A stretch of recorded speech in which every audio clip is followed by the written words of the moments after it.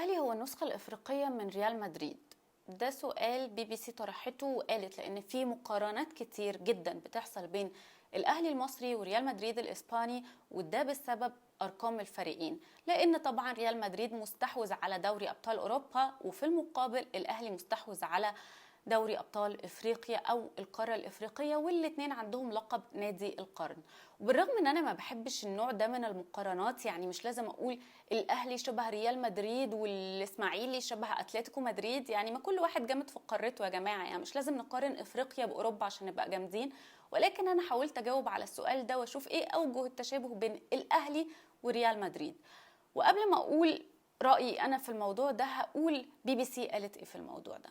اولا بيقولوا ان الاهلي هو النسخه الافريقيه من ريال مدريد، لانه بالرغم من ان انديه شمال افريقيا دي انديه جامده جدا، الا ان الاهلي هو الاجمد، لانه قدر ان هو يفوز ب 11 لقب في دوري ابطال افريقيا، وانه كمان من ساعه ما تم التصويت عليه من سنه 2001 باللقب نادي القرن في الاتحاد الافريقي لكره القدم، النادي الاهلي هو مشارك ومنافس دائم في دوري ابطال افريقيا، لانه من ساعتها قدر ان هو يشارك في 14 مباراة نهائية من اصل 22 مباراة، وفاز ب9 منهم.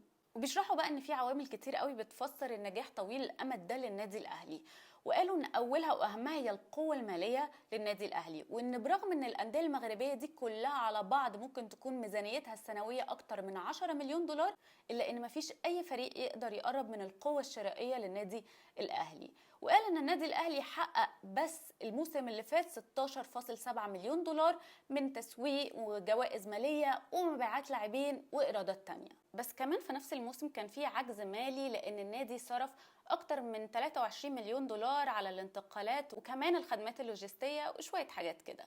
بس الاهلي نادي ذكي جدا، لانه بيقدر ان هو يستفيد من الاندية اللي بيبنيها زي الاهلي الشيخ زايد والاهلي الجزيرة والاهلي التجمع، لان الاشتراك بيوصل ل 21 ألف دولار في الأندية دي، وكمان بيقدم خدمات من خلال الأندية دي لأعضائه.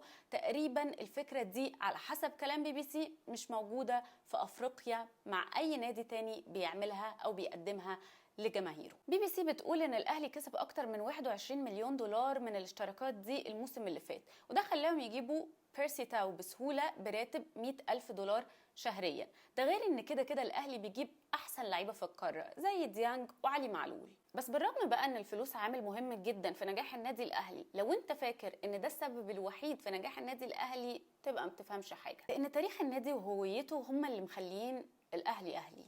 القوة الجماهيرية للنادي الأهلي هي سبب كبير قوي من أسباب نجاح النادي.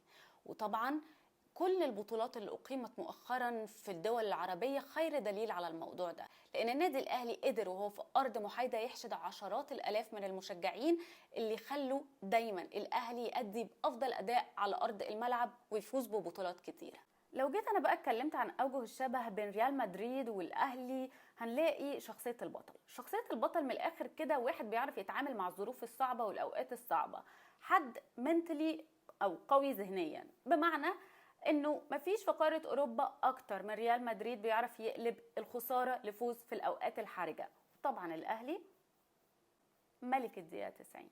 عندك مثلا هدف ريال مدريد للتعادل مع اتلتيكو مدريد في نهائي دوري ابطال اوروبا 2014 والفوز في المباراه دي 4-1 بعد كده. وطبعا تخطي عقبه مانشستر نص نهائي دوري ابطال اوروبا 2022 بعد ما اضاف هدفين في الوقت بدل الضايع علشان يتعادل بنتيجه المباراتين وبعدين يحقق الفوز في الوقت الاضافي. عايز تعرف ان شخصيه البطل دي مش كدبه؟ بص الاداء مانشستر سيتي وكمان اتلتيكو مدريد في المباراتين دول، مجرد ما ريال مدريد جاب هدف التعادل هتلاقي طبعا ان دول فرقتين عارفين ان هم خسرانين ومفيش اي اداء يدل على شخصية البطل عندهم، على عكس ريال مدريد في المباراتين دول. وفي المقابل طبعا الاهلي اتأخر قبل ما يعود في الدقائق الاخيرة في مباريات كتير ومحطات كتير في التتويجات الافريقيه، مثلا ربع نهائي دوري ابطال افريقيا سنه 87 ضد افريكا سبور الايفواري. النادي الاهلي في ربع النهائي خسر في الذهاب 2-0، وفي العوده في القاهره قدر ان هو يضيف الهدف الثاني في الدقائق الحرجه قبل ما يفوز بركلات الترجيح. نهائي 2006 ضد الصفاقسي التونسي وجه هدف الفوز في الدقيقه 91 على ملعب رادس، واللي قبله كانت البطوله تونسيه.